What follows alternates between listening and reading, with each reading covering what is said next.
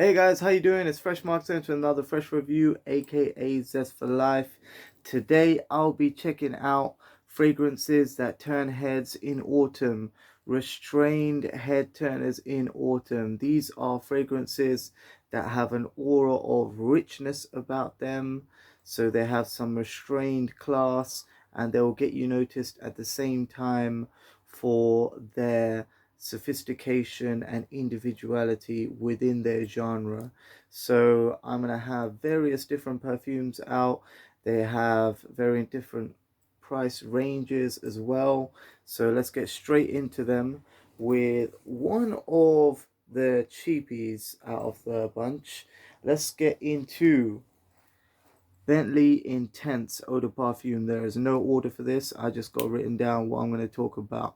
And the reason why I chose this one, because this is my 007 James Bond kind of scent. This has got that rum, cognac. It's got a very refreshing and an invigorating bay leaf note that with some pepper to give a sharp, strong, masculine smooth, very brandy and cognac focused scent.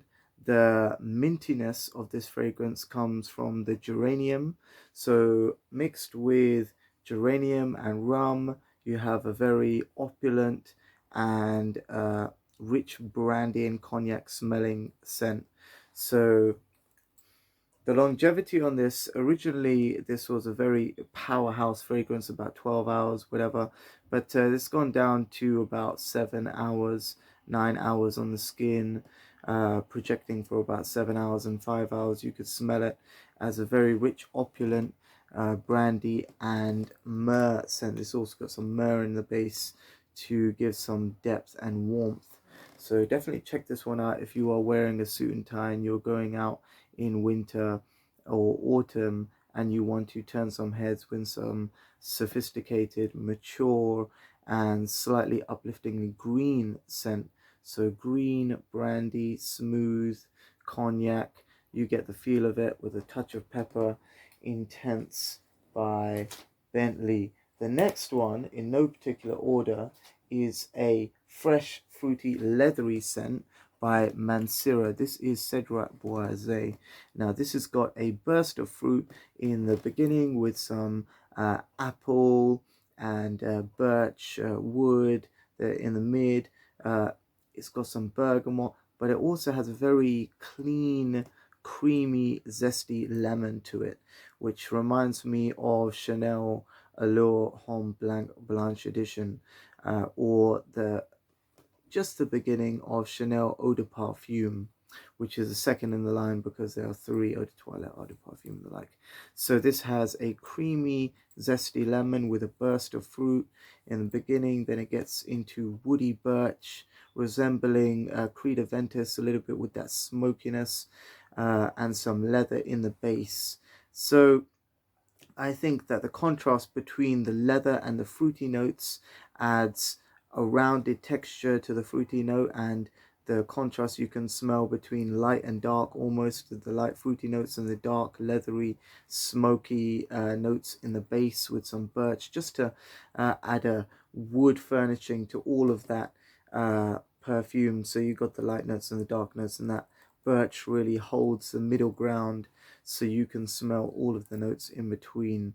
It does open with a little bit of mandarin, but I feel that the ashiness of the leather sometimes can put people off, yet that smokiness of the perfume does have a rich characteristic because it reminds you of perfumes like Creed Aventus and what is it, Merchant of Venice, Venetian Blue and Venetian Blue Intense, which is a apple top note, birch middle note, and leather in the base. Slightly more simplified than all of these, but I think that this has a perfect middle ground. You can wear this in autumn to have a slight fruity tinge, and that leather would keep it masculine and grounded. So definitely check this one out in autumn. Cedra Boise by Mancera. I know that the camera's flipped down, but you can use your imagination and search it online. Okay, the next one is Tom Ford Noir. Now this is the original. For me, this is film noir. This is the masculine 1940s trench coat, sort of trilby, was it fedora wearing character from The Smoke in film noir. This is dark, intense, slightly. It doesn't have a smoky vibe, but I think it's way ahead of its time when mixing black leather with slightly fruity and truffly notes. I'd say a sequel to this is the Van Cleef& Arpels Orchid Leather, which also takes after Black Orchid. So it mixes the truffly nature and dark chocolate nature of this with more ylang-ylang, but this has that same buttery ylang-ylang with leather and just the right amount of caraway seed and verbena lemon, to give a textured character. The Bulgarian rose is very creamy and smooth. The civet gives a nice old school, almost Kouros-esque castoreum touch. So it's very masculine in the base, very smooth in the middle with the Bulgarian rose. It opens up with some classically refreshing notes like verbena lemon, which keeps a little bit sharp lemon, but not so much. It dissipates it with the caraway seed and iris in the middle, so it stops it from being too harsh and bold, but that slight touch of citrus is there at the top. The creaminess of the floral notes is there in the middle, and that leather is there in the base with a nice bit of white musk and amber to keep it sweet and rounded, so it's not too leathery or heavy or old school, which sometimes Kouros falls into that when they mix the honey, which makes it a little bit too sweet and a little bit maybe syrupy, sickly sweet. Yet this is perfectly restrained. Perfect time to wear this. For some reason, I always picture wearing this at a funeral, which is quite strange, but it seems quite austere and respectful. I wouldn't really wear this on a date because although it has a smooth characteristic, I don't find it particularly alluring, but it does have a classy richness to it, like black leather in the rain. It's a very romantic scent, and you'd have to smell it to imagine the situations you'd wear it in, but I think it's a classy, rich scent nonetheless that definitely would stand you out from the crowd as somebody wearing something a little bit more popular, a little bit more niche. So definitely check this one out. Tom Ford Noir. Let me give a quick spray just to refresh myself on what it smells like. Yep, the amber, the sweetness of the white musk and iris, touch of creaminess from Bulgarian rose. The greenness of the lemon verbena is there on the top note, which mixed with a touch of citruses. It's all there and it all blends fantastically, so you have to smell it to believe it. Tom Ford's Noir Eau de Parfum. So the next one is something equally, almost equally as dark, slightly more animalic because it involves oud and sea mineral notes in Mancera's Black Gold. Yes, this is another Mancera, but this goes in a completely different direction. It has leather in the base, it does have oud, but it opens with citruses and it has sea notes in the middle. So it opens a little bit sparkling. I've got some sprayed on this hand. And this is after about 4 hours. Because I do prepare for these videos, I smell it before I talk about it. And I own all of these perfumes, so I initially start from memory of the clean, breezy waft of this perfume. It's very sea mineral, opening with citruses. I'm still getting the little bit of iris, but let me just spray again and see what I get. Yes, the lavender, oud, and sea minerals come out almost at the same time. Yes, I know everything comes out at the same time when you spray out the same bottle, but technically, but forms a very calming, woody, oudy scent. The citruses form the sparkling top of the fragrance. keeping it refreshing, dry, woody, creamy with the violet. And then you get that castoreum like leather in the base, which is similar to Tom Ford's Noir, and that's why I mentioned it earlier in here so you can get a feel for it. But it has that dry, almost mineral-like oud. The oud, it has a sea mineral tinge, which makes it resemble Acqua di Gio Profundo, the black one, Uh, yes. So this is a fantastic fragrance if you want to stay clean, fresh, woody, oudie. Definitely check this one out if you want something unique that will turn heads and has a very sophisticated character to it. It doesn't actually smell like Dior Homme Intense. It's more, if you wanted to compare it to Dior Homme Intense, I would say Dior Homme Intense is sweet, waxy, and almost, some people say lipstick-like, but I would say powdery, effervescent, and creamy. Yeah, this is green, fresh, oudie, and follows a darker sort of path, a fresh and then a dark path with a middle of creamy violet. So that is the scent trail of this, let's say. This lasts for about 7 hours, and it's a fantastic perfume for a cool, autumnal, sophisticated feel. So the aura of richness comes from the fantastically well blended nature of this perfume, and the mix of green notes, rich oud notes, and the softness of sea minerals mixed with violet. The next one is a very polished oud, Versace Oud Noir. Yes, there's a lot of noirs in here, but not all of them are for nighttime. You can wear them all day, actually. I think this is fantastic day or night. The same as Tom Ford Noir. Hopefully you're not just wearing Tom Ford Noir in the rain. But this has a honeyed oud feel. Very dry, clean, bitter oud when mixed with the mandarin orange. And then you go into the sweetness of patchouli, saffron, a touch of neroli to keep it soft. And I think the honey nature comes from the mix of saffron, cardamom, neroli, and what is the last one? Ooh, let me get my... Yes, there is pepper in here. So saffron, neroli, bitter orange, and cardamom form the slightly honeyed nuance of this oud. It's not too green. I'd say it's more about the patchouli and the oud in here.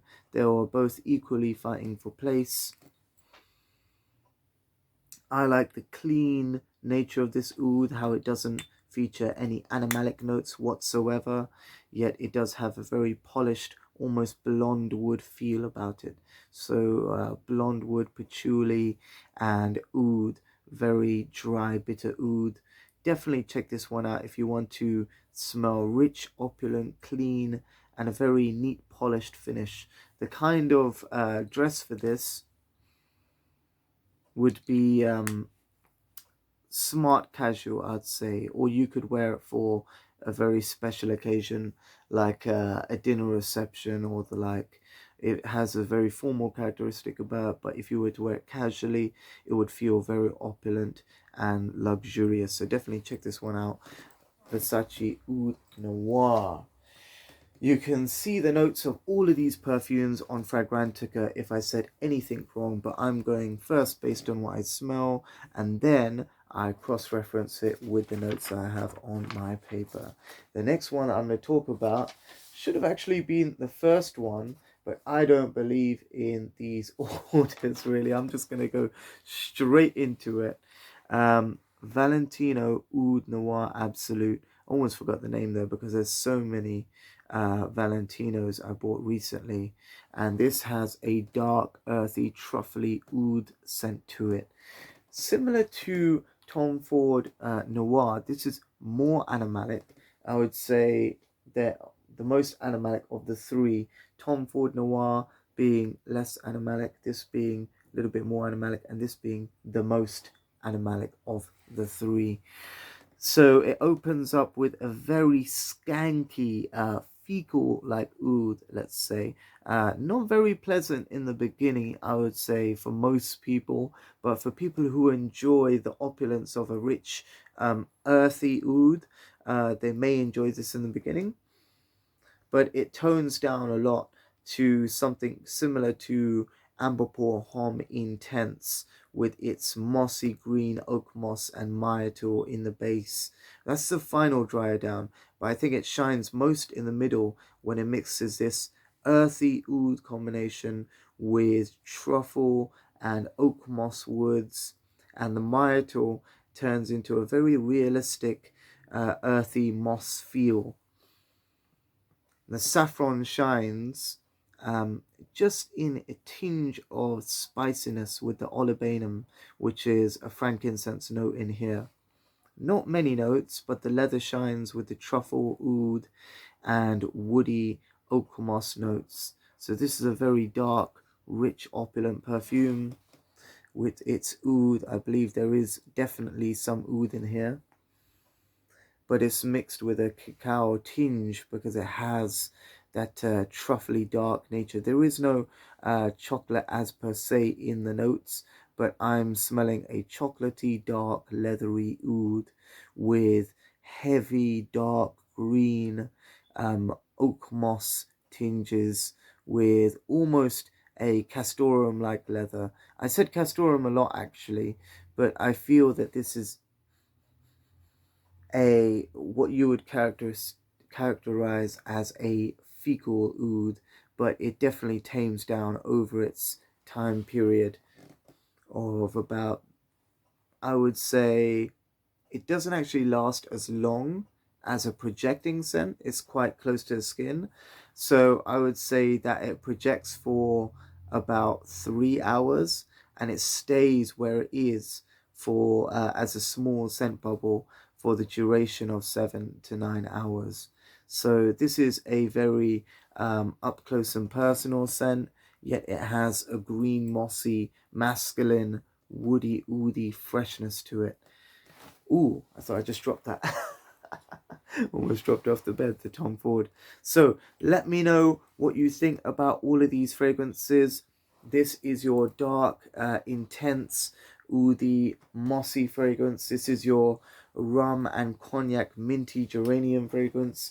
This is your anytime going out or masculine man from the shadows, film noir man, Tom Ford Noir. Perfect for any occasion going out in autumn. This is a little bit fruity and fresh. This is your clean oud. And finally, your fresh mineral oud that would replace your Acqua di Gio Profundo. I think that's the black one. So let me know what you think about all of those perfumes. And so now that we talked about perfumes, on to another thing that's been on my mind quite recently and may have been on yours. Um, about the whole of the pandemic and when are we going to get COVID? When are you going to get COVID? We're running away from it. There's a new variant and the like. Um, I think all of this is just propaganda from China.